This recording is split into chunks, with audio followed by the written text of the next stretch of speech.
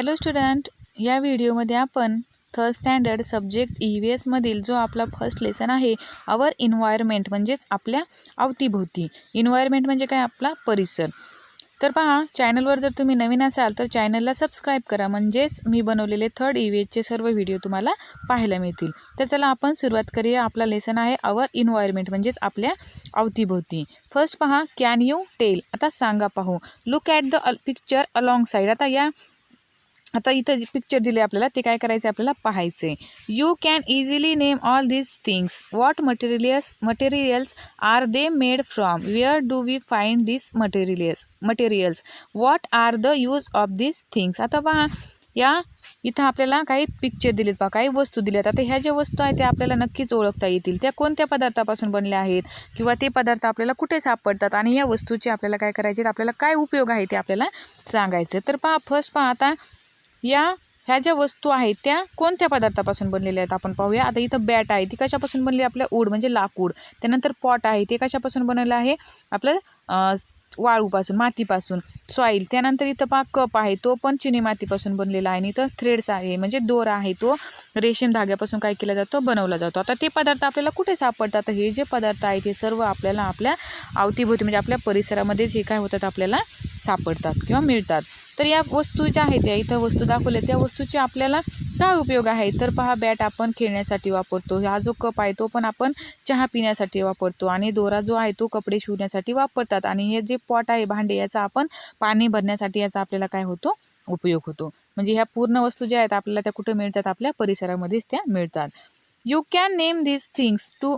Wear do we find them. What are they used for. आता पहा, ह्या इथं पण अजून आपल्याला काय दाखवल्यात? वस्तू दाखवल्यात. आता ह्या पण आपल्याला काय होतील? ओळखता येतील. आता या कुठे मिळतात आपल्याला? या वस्तूचा उपयोग सांगा. आता ह्या पण वस्तू आपल्याला आपल्या परिसरामध्येच काय होतात? या वस्तू आपल्याला मिळतात. आणि ह्या ज्या वस्तू आहेत याचा उपयोग काय आहे? तर ह्या वस्तू आपण खाण्यासाठी काय करतो? या वस्तूचा आपल्याला उपयोग होतो. बनाना, त्यानंतर आवळा आहे, आणि इथं मकाचं कणीस आहे. तर या वस्तू पण आपल्याला याचा काय उपयोग होतो? या वस्तू आपण खाण्यासाठी वापरतो. तर नेक्स्ट पाहूयात आपण आता. Take a look around. आता अवतीभोवती काय करूयात? आपण आपल्या नजर टाकूयात. तिथं पहा एक पिक्चर दिले आपल्याला. आता या ज्या पिक्चरमध्ये पहा भरपूर आपल्याला नदी दाखवली, घर दाखवलेत, काही माणसं आहेत, प्राणी आहेत, दगड आहेत, पहा मंकी आहे, झाड आहेत, अशा भरपूर काय दिसते आपल्याला चित्रामध्ये? वस्तू दिसत आहेत. There are many things around us. आता आपल्या आजूबाजूला अनेक काय आहेत? वस्तू आहेत.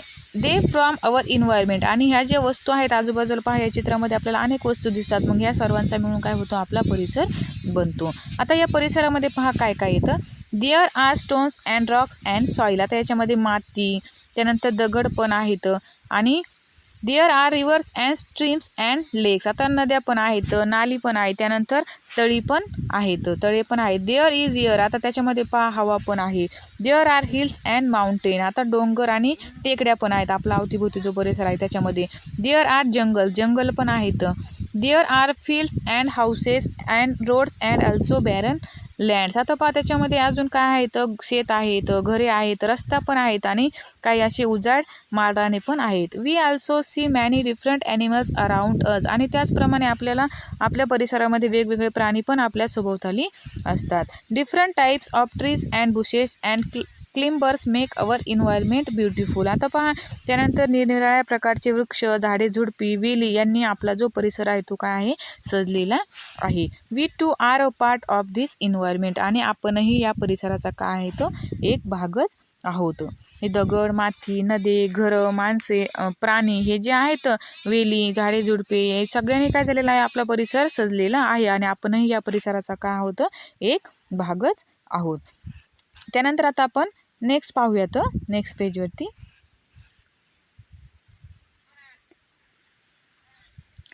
आता पहा, a sparrow and road side stone. आता पहा, चिमणी आणि रोड साईड स्टोन म्हणजे रस्त्यात पडलेला दगड. यामधील आता आपण काय करूयात? फरक पाहूयात. Now let us look at a stone and a sparrow in our surroundings and compare them. आता आपण आपल्या परिसरातील एक दगड आणि एक चिमणी यांची काय करूयात? तुलना करूयात.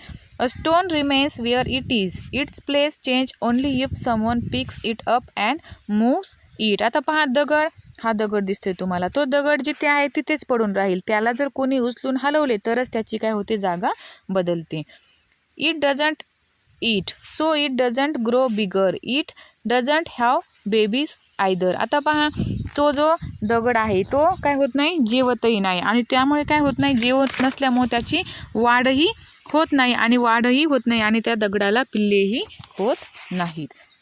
आता हे झालं आपण पाहिलं स्टोनचं म्हणजे ते दगडाचं. आता आपण पाहूयात स्पॅरो म्हणजे चिमणीचं पाहूयात आपण. It's not the same with sparrows. आता पहा, चिमण्यांचे तसे नाही. They build nest, they move here and there on their own. आता चिमण्या काय करतात, चिमण्यांना घरटे पण बांधायचे असते, त्यासाठी चिमण्या आपणहून काय होतात, इकडे तिकडे फिरत असतात. They eat insect and grain, that is why they grow. आता चिमण्या काय करतात, किडे आणि धान्याचे कण खातात आणि ते खाऊन काय होते, त्यांची वाढ होते. दे ले एग्स इन नेस्ट. आता चिमण्या घरट्यात काय करतात, अंडी पण घालतात.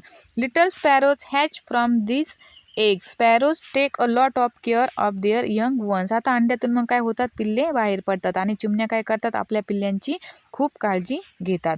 Y do we see this differences between the sparrows and the stone. आता पहा, चिमणी आणि दगड यांच्यात हे फरक आपल्याला का दिसतात, की चिमणी इकडून तिकडून काय होते, फिरू शकते, ती धान्य पण खाते, त्यामुळे तिची वाढ होते. आता दगड जो आहे तो एका जागेवरच असतो, त्याला जर कोणी हलवले तरच तो काय होतो, इकडून तिकडे हलू शकतो आणि तो काही खातही नाही आणि मग त्यामुळे त्याची वाढ पण होत नाही. आता हे जे फरक आहेत, हे फरक आपल्याला का दिसतात, तर आपण पाहूयात. The sparrow is a living things and the stone is non living things. आता पहा, चिमणी हे काय आहे, लिव्हिंग थिंग्स म्हणजेच ती सजीव आहे आणि दगड काय आहे, नॉन लिव्हिंग थिंग्स म्हणजेच तो काय आहे, निर्जीव आहे. Things in our surroundings from two groups, living things and non living things. आता पहा, आपल्या भोवताली असणाऱ्या ज्या वस्तू आहेत त्या वस्तूचे काय होतात, दोन गट पडतात. त्याच्यामध्ये एक कोणता गट आहे, लिव्हिंग थिंग्स म्हणजेच सजीव वस्तू आणि दुसरा कोणता आहे, नॉन लिव्हिंग थिंग्स म्हणजेच निर्जीव वस्तू. Living things are of two kinds, plants and animals. आता याच्यामध्ये पहा, सजीवांचेही आता लिव्हिंग थिंग्समध्ये पण काय होतात, दोन गट पडतात. त्याच्यामध्ये प्लांट्स म्हणजे वनस्पती आणि ॲनिमल्स म्हणजे प्राणी यांचा काय असतो, समावेश असतो. त्यांचेही दोन गट पडतात, कोणते, प्राणी आणि वनस्पती. Animals have babies and seedlings grow from seeds. आता पहा, जशी प्राण्यांना पिल्ले होतात तशीच बियापासून काय होतात, वनस्पतीची रोपे तयार होतात. The seedlings then grow into plant, this tell us that plants are living things. आता ती वनस्पतीची पिल्लेच असतात आणि मग रोपांची वाढ होऊन काय होते, ती लहानाची मोठी होतात. यावरूनच वनस्पती सजीव आहेत हे काय होते, आपल्याला समजते. जशी प्राण्यांना जशी पिल्ले होतात तशीच ते बिया ज्या आहेत त्याच्यातून काय होते, वनस्पती रोपाची, मग वनस्पतीची काय होते, पिल्लेच असतात. त्या बिया ज्या आहेत त्याच्यातून रोपे तयार होतात आणि मग रोपाची वाढ होऊन ती लहानाची काय होतात, मोठी होतात. मग यावरूनच आपल्याला काय समजते, की वनस्पती सजीव आहेत हे आपल्याला समजते.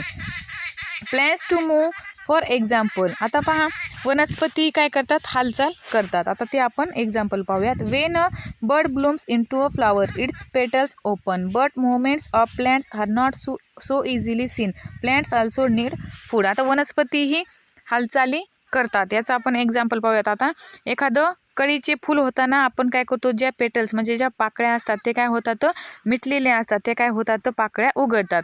पण जे वनस्पतीमधील ही सगळ्यांच्या हालचाली आहेत त्या आपल्याला इझिली म्हणजे सहज लक्षात येत नाही आणि वनस्पतींना पण काय असते, अन्नाची गरज असते. Of course plants do not move from place to place like animals do. पण आता पहा, वनस्पती प्राण्याप्रमाणे इकडून तिकडे मात्र जाऊ शकत नाहीच. Their roots hold them down in one place. This is a big difference between plants and animals. आता वनस्पती हालचाल पण करतात, त्या वाढतात पण त्या प्राण्यासारख्या इकडून तिकडे मात्र त्या जाऊ शकत नाही आणि त्या काय होतात, मुळाच्या आधारे काय करतात, त्या वनस्पती एकाच ठिकाणी त्या जखडलेल्या असतात. आणि वनस्पती आणि प्राणी यांच्यात हा काय आहे, फार मोठा फरक आहे. दोन्ही पण सजीव आहेत, पण वनस्पती ज्या आहेत त्या एकाच ठिकाणी काय असतात, ठिकाणी जखडलेले असतात, म्हणजे ते हालचाल करू शकत नाहीत. आणि प्राणी जे आहेत ते काय होतात, आपणहून इकडून तिकडं हालचाल करू शकतात. म्हणजे वनस्पती आणि प्राणी यांच्यात हा काय आहे, फार मोठा फरक आहे. आता इथं पहा, थिंग्स इन आवर सराउंडिंग म्हणजे आपल्या भोवताली असणाऱ्या वस्तू, त्याचे दोन गट पहा इथं, लिव्हिंग थिंग्स आणि नॉन लिव्हिंग थिंग्स. आणि त्याच्यामध्येही लिव्हिंगचं ॲनिमल आणि प्लांट हे काय आहेत, दोन गट आहे. इथं लिव्हिंग आहे सजीव, त्याच्या सजीवमध्ये पण दोन गट पडतात, ॲनिमल म्हणजे प्राणी आणि प्लांट्स म्हणजे वनस्पती. तर आता आपण नेक्स्ट पेजवरती पाहूयात.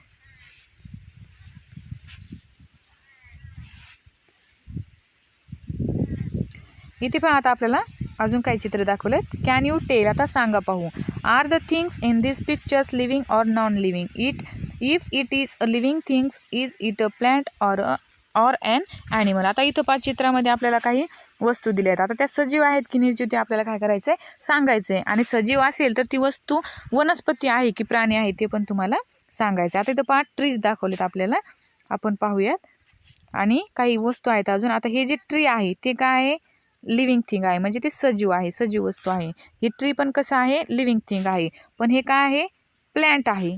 आणि रॅबिट पहा काय आहे, लिव्हिंग आहे, म्हणजे पण तो काय आहे, ॲनिमल आहे. फ्रॉक पण काय आहे, लिव्हिंग थिंग्स आहे, पण तो काय आहे, ॲनिमल आहे. आता इथं गॅस सिलेंडर आहे ते काय आहे, नॉन लिव्हिंग थिंग आहे, म्हणजे निर्जीव आहे. ग्लास पण कसा आहे, नॉन लिव्हिंग आहे. आणि हे आपल्याला जी कढई दिसते ती पण काय आहे, नॉन लिव्हिंग आहे. आणि इथं हे जे रोपटं दिसते आपल्याला, प्लॅन्ट, तो काय आहे, सजीव आहे, पण ते काय आहे, प्लॅन्ट आहे. हे ॲनिमल्स आहेत, फ्रॉग आणि रॅबिट. आणि हे जे ट्री आहेत ते काय आहेत, प्लॅन्ट्स आहेत. पण ते सगळे हे जे आहेत हे काय आहेत, सजीव आहेत. फक्त याच्यामध्ये ह्या ज्या वस्तू आहेत, सिलेंडर, ग्लास आणि हे जे कढई आहे तेच कसे आहेत, निर्जीव आहेत. तर पहा, नेक्स्ट पाहूयात आपण आता.